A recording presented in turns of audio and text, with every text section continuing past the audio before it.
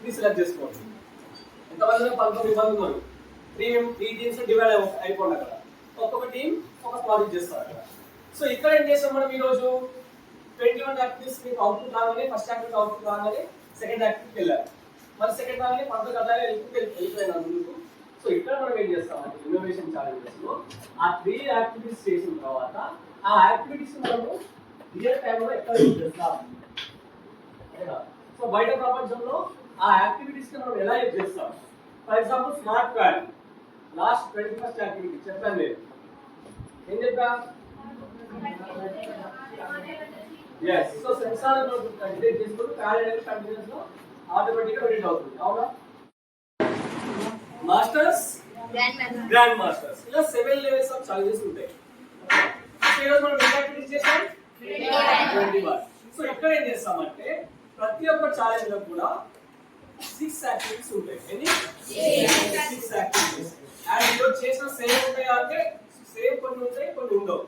కొన్ని advanced sensors కానీ కొన్ని అడ్వాన్స్డ్ మాడ్యూల్స్ అన్ని కూడా మీరు ఇక్కడ యూజ్ చేస్తారు. ఓకేనా? For example first level start చేశారు అనుకోండి. ఓకేనా?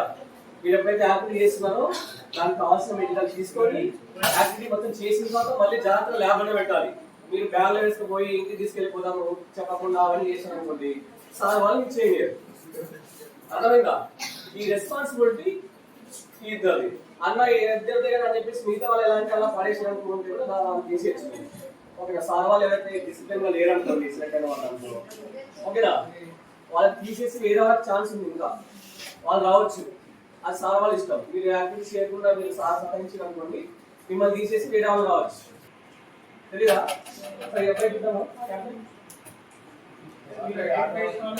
చల్దా గణేష్, విఘ్నేష్,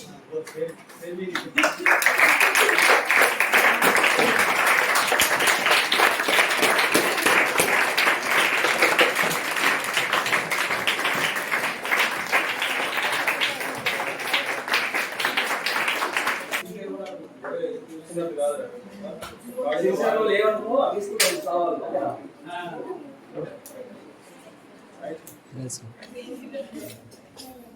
కలిసి వెళ్దామా భాష వెళ్దామా?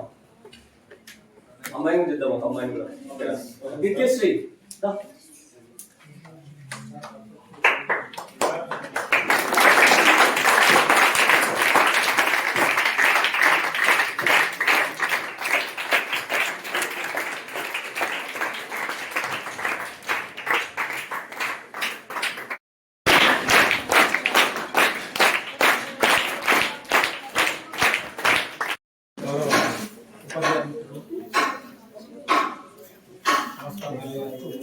పిల్లలను అభినందిస్తున్నాను.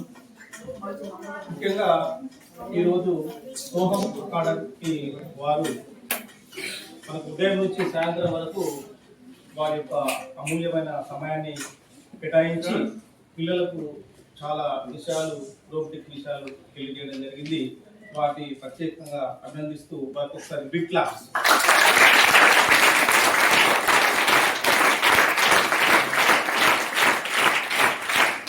పిఎంసి స్కూల్స్ సెంట్రల్ వాళ్ళు మనకు ఈ పిఎంసి స్కూల్స్ ఇవ్వడం, దానిలో భాగంగానే ఏటీఎల్ ల్యాబ్ మనకు ప్రభుత్వం కేటాయించడం జరిగింది. వాటికి సంబంధించిన అనేక రకాల మెటీరియల్స్, ఇన్స్ట్రుమెంట్స్ మనకు వచ్చినాయి కానీ వాటిని ఏ విధంగా ఉపయోగించుకోవాలో మనకు తెలియదు. ఎగ్జాంపుల్గా మీ నాన్న మీకు ఒక కొత్త బైక్ కొనిచ్చాడు, మీకు డ్రైవింగ్ రాదు. రానప్పుడు మీరు ఏం చేస్తారు? అంతే. డ్రైవింగ్ చేస్తారా? చేయరు. మీరు డ్రైవింగ్ మీ ఫ్రెండ్ సాయంతో కానీ లేకుంటే అకాడమీకి వెళ్ళి మీరు నేర్చుకున్న తర్వాత మీరు డ్రైవింగ్ చేయగలుగుతారు. ఈ రోజు జరిగింది మనకు అదే. మన దగ్గర కావాల్సిన ఇన్స్ట్రుమెంట్స్ ఉన్నాయి కానీ ఈ సోహం అకాడమీకి వాళ్ళు రావడం వల్ల వాటి యొక్క ఉపయోగం ఏంటిది, వాటిని ఏ విధంగా ఉపయోగించాలనేది మనకు ఒక మార్గనిర్దేశం చేయడం జరిగింది. కాబట్టి మీరు అందులో ఉన్న విషయాన్ని మీరు గ్రహించి మనకు ఏ విధంగా ఉపయోగపడుతుంది, మనం ఎట్లా ముందుకు వెళ్ళాలి అనేది ఒక దారి చూపించడం జరిగింది. కాబట్టి మనకు ఈ రోజు మనకి ఏటీఎల్ రావడం చాలా సంతోషం. ఎందుకంటే దాని యొక్క వల్ల ఇన్ని ఉపయోగాలు ఉన్నాయా అనే విషయం మనకు తెలిసింది. కాబట్టి మనకు ప్రత్యేకంగా మన పిఎంసి స్కూల్ కేటాయించడం వల్ల ఇది ఒక మోడీ గారి యొక్క మన పిఎం అయిన మోడీ గారి యొక్క ఆలోచన. ఎందుకంటే ఆయన చాలా దేశాలు తిరుగుతుంటారు. చాలా దేశాలు తిరుగుతున్నప్పుడు ఇతర దేశాల్లో ఆ టెక్నాలజీ ఏ విధంగా అభివృద్ధి చెందింది అనే విషయాన్ని ఆయన గ్రహించి ఆయన కూడా మన భారతదేశంలో ఉన్న పిల్లలు కూడా ఈ మామూలు ఇట్లా చిన్న స్థాయి నుంచే వారికి కూడా ఇలాంటి అవకాశం ఇచ్చినట్లయితే వాళ్ళు కూడా ఉన్నత స్థితికి చేరుకుంటారనే ఉద్దేశంతోనే ఒక ఎంతో ఖర్చుతో కూడుకున్నప్పటికీ కూడా మనకు ఈ ATL ల్యాబ్ ను ఇవ్వడం జరిగింది. ఇప్పుడు జపాన్ తీసుకోండి. జపాన్ దేశంలో చిన్న చిన్న పిల్లలే వాళ్ళు ఎన్నో ఇన్స్ట్రుమెంట్స్ తో ఆడుకుంటారు. వాళ్ళు కొత్త కొత్త ఇన్నోవేషన్స్ కనుక్కుంటారు. అది ఏ విధంగా సాధ్యమైంది? వాళ్ళు చిన్ననాటి నుంచే వాటి పట్ల శ్రద్ధ ఆసక్తులను పెంచుకోవడం వల్లనే అది సాధ్యమైంది. కాబట్టి అలాంటి ఉత్సాహాన్ని అలాంటి ఇంట్రెస్ట్ మీరు కలిగించాలనే ఉద్దేశంతోనే మీకు ఈరోజు ఇవ్వడం జరిగింది. అంటే వాస్తవానికి బీటెక్ పిల్లలు మీరు ఉపయోగించారు కదా ఈ ఇన్స్ట్రుమెంట్స్ అన్ని బీటెక్ వాళ్ళు వాళ్ళ క్లాసుల్లో వాళ్ళకి చెప్పడం జరుగుతుంది.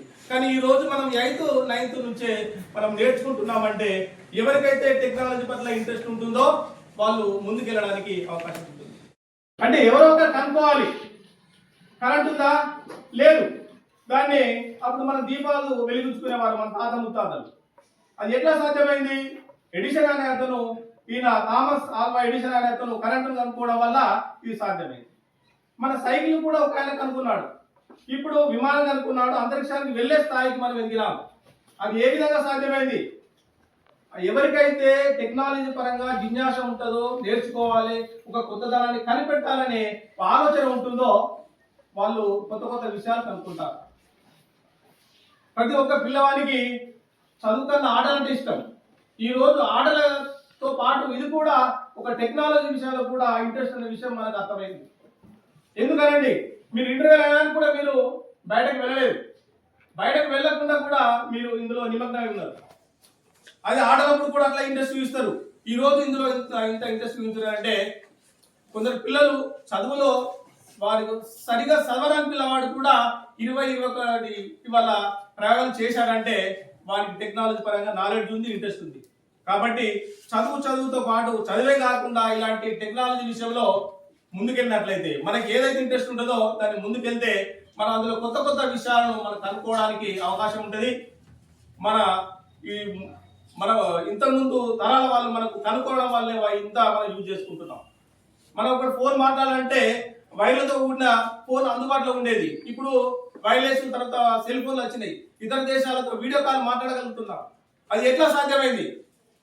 మీలాగానే వాళ్ళు కూడా ఒకప్పుడు చిన్నప్పుడు ఈ టెక్నాలజీలో వాళ్ళు ఇంట్రెస్ట్ కలుగజేసుకొని వాళ్ళు కొత్త ప్రయోగాలు చేసి ఒకటి కనుక్కోవాలని ఒక ఆలోచన కొద్ది వాళ్ళు ముందుకెళ్ళడం వల్ల ఇది సాధ్యమైంది.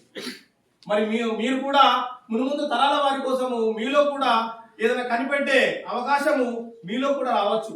రాదు అనే లేదు. వాళ్ళు కూడా ఒకప్పుడు చిన్నపిల్లలే, వాళ్ళు కూడా మీలా క్లాసులలో కూర్చున్నారు, వాళ్ళు ఆలోచించారు. మరి వాళ్ళకి సాధ్యమైనప్పుడు మీకు సాధ్యం కాదా? అవుతుంది కాబట్టి మీరు నిరుత్సాహపడాల్సిన అవసరం లేదు. దేనైతే ఇంట్రెస్ట్ ఉందో తప్పకుండా మీరు ప్రయత్నం చేస్తే ముందుకెళ్తారు. మన దాంట్లో ఇప్పుడు 11 మంది పిల్లలు ఎన్నిక కాబట్టారు. మీలో ఈ పోటీ తత్వం సార్ చెప్పారు, 2 పిల్లలే సెలెక్ట్ అవుతారని. మీరు పోటీ పడాలి. మీకు ఏ మాత్రం అవకాశం ఉన్నా మీరు ల్యాబ్కి వెళ్ళాలి, సార్ సలహా తీసుకోవాలి. నాగరాజ్ సారు మనకు చాలా కష్టపడి ఈ విషయంలో చాలా కష్టపడి తను నెట్ లో సెర్చ్ చేసి వీరి యొక్క అడ్రస్ తెలుసుకొని వారు ప్రయత్నం చేయడం వల్లే ఈ రోజు మనకు వీళ్ళు వచ్చి మనకు మార్గనిర్దేశం చేయడానికి అవకాశం ఏర్పడ్డది. కాబట్టి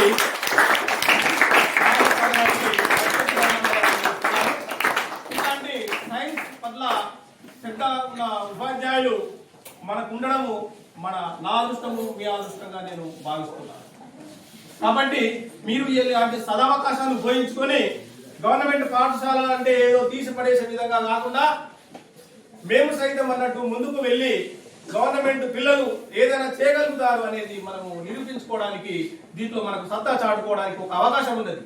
మనం సత్తా చాటినట్లయితే మనకు కూడా నో అడ్మిషన్స్ అనే పరిస్థితి కూడా రావడానికి అవకాశం ఉన్నది. ఎందుకంటే అలాంటి ఉపాధ్యాయ మిత్రులు ఉన్నారు.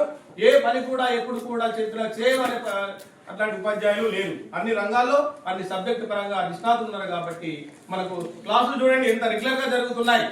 తర్వాత మనం 3 hours గవర్నమెంట్ పెట్టక ముందే 3 hours పెట్టుకున్నాం. దాంట్లో కూడా చదువుల వెనుకబడ్డ వాళ్ళని ముందుకు తీసుకెళ్ళడానికి ప్రయత్నం చేస్తున్నాం. ఈ టెక్నాలజీ పరంగా ఈ విధంగా ప్రయత్నం చేస్తున్నాం. కాబట్టి అన్ని విషయాల్లో మనము ముందుకు వెళ్ళడానికి మనం మీ యొక్క మంచి చక్క అవకాశాన్ని ఉపయోగించుకొని ముందుకెళ్లాలని కోరుకుంటున్నాను. మళ్ళీ ఒకసారి అకాడమిక్ వాళ్ళకు ధన్యవాదాలు తెలియజేస్తూ ఇప్పుడు పవన్ గారిని మనం సన్మానిస్తే మొత్తం టీం అంతా సన్మానిస్తున్నట్టుగా నేను భావిస్తున్నాను. కాబట్టి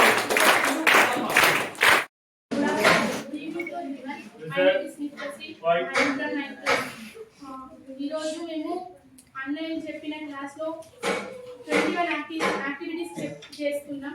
ఫస్ట్ ఒక యాక్టివిటీ చేస్తే దీనివల్ల ఏమొస్తుందని కొంచెం బోర్ కొట్టింది.